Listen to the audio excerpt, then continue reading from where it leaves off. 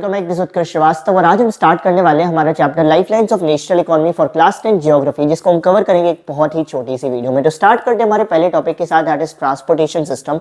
एक देश के ट्रांसपोर्टेशन सिस्टम को ही उस देश की लाइफलाइन कहा जाता है, क्योंकि ट्रांसपोर्टेशन सिस्टम पर ही उस देश की मैक्सिमम एक्टिविटीज डिपेंड करते हैं। और इस चैप्टर में हम अलग अलग ट्रांसपोर्टेशन सिस्टम के बारे में, मीन्स ऑफ ट्रांसपोर्ट के बारे में समझने वाले हैं। इंडिया में बेसिकली हम मोड्स ऑफ ट्रांसपोर्ट को तीन पार्ट्स में क्लासिफाई करते हैं, जो बहुत ही इजी है।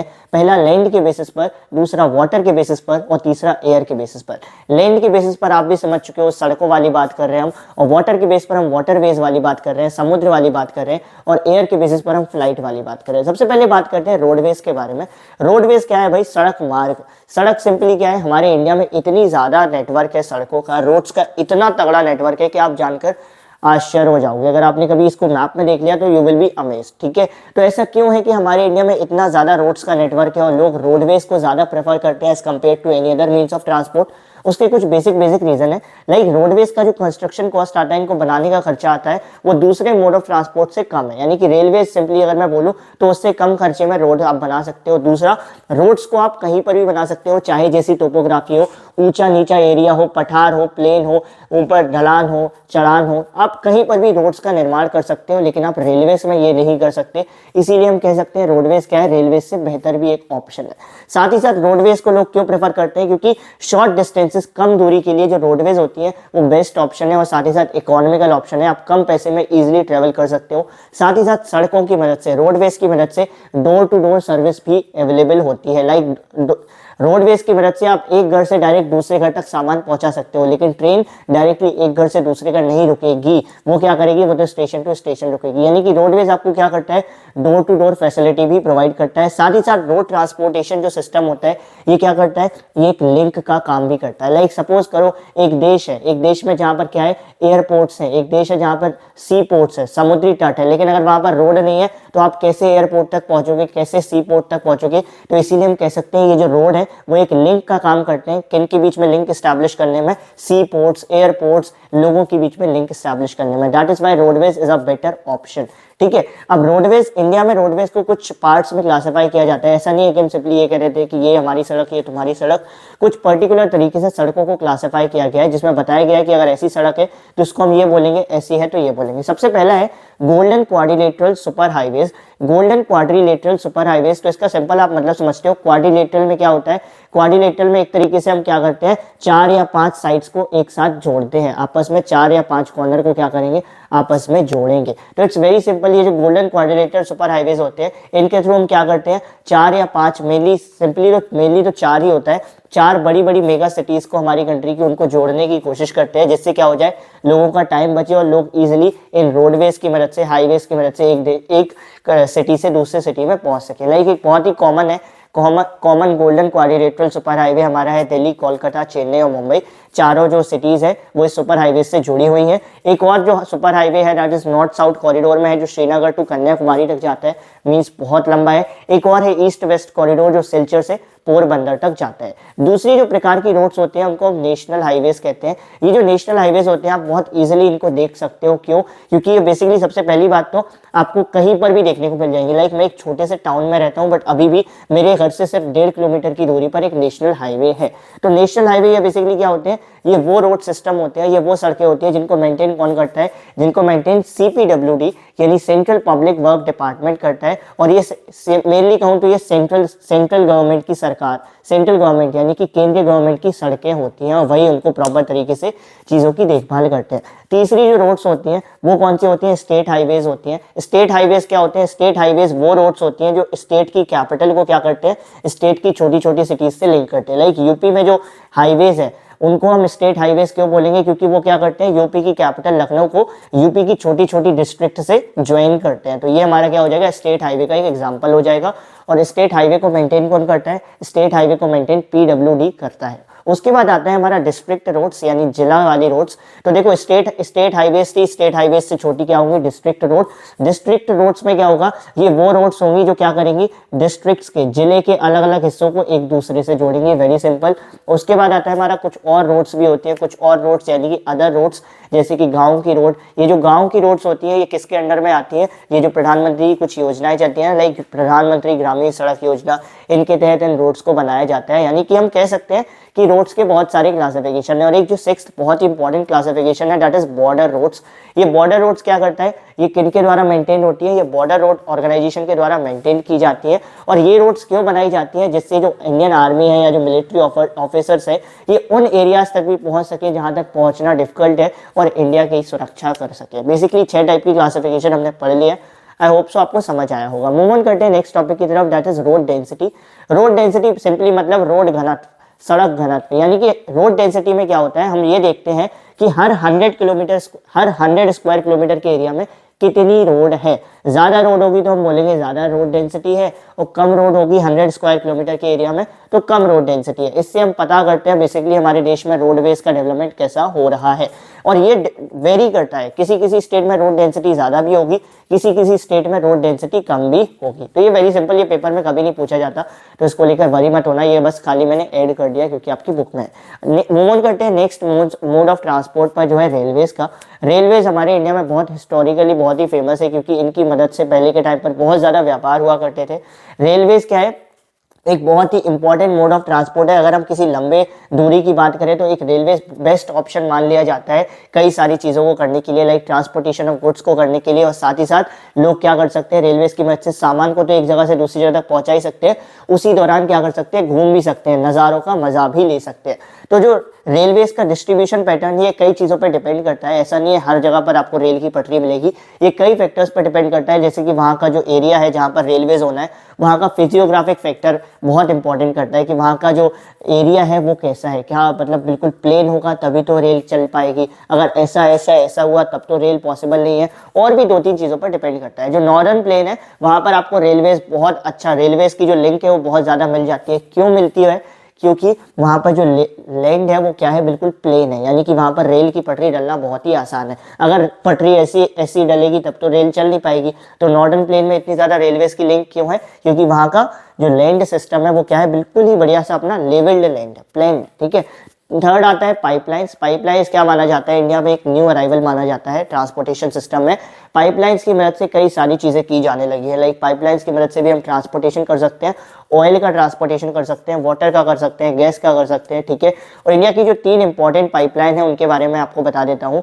जो पहली इंपॉर्टेंट पाइपलाइन है वो है ऑयल फील्ड की, जो जाती है अपर असम से कानपुर तक। दूसरी है जो जाती है सलाया से जालंधर तक। और तीसरी जो है वो गैस की पाइपलाइन है जो जाती है हजीरा से यूपी में जगदीशपुर तक। तो ये 3 इंपॉर्टेंट इंडिया की गैस पाइपलाइन है। गैस पाइपलाइन वाला या सिंपल पाइपलाइन वाला ये जो मोड ऑफ ट्रांसपोर्ट है इतना इंपॉर्टेंट नहीं है पेपर के पर्सपेक्टिव से, लेकिन रोडवेज और रेलवेज बहुत ही ज्यादा इंपॉर्टेंट है।